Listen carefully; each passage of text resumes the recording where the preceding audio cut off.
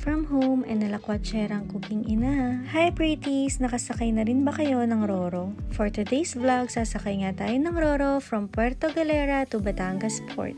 Dun nga sa part 1, ang sinakyan namin is yung Fastcraft at ngayon namang pauwi is itatry namin itong Roro. Kung i-compare mo nga yung Fastcraft, konti lang yung makakasakay na passenger while itong Roro is madami.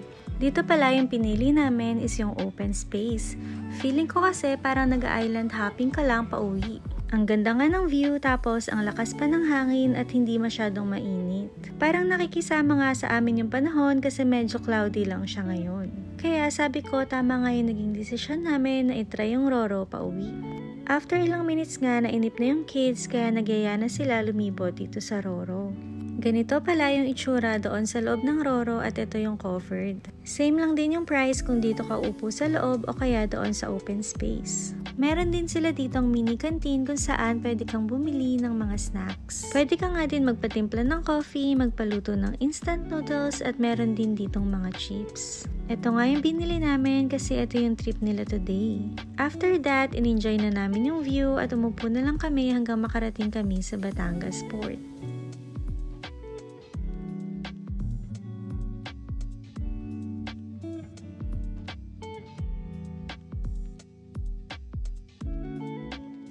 Nauna na nga kami bumaba para hindi na namin kailangan makapagsiksikan sa mga tao.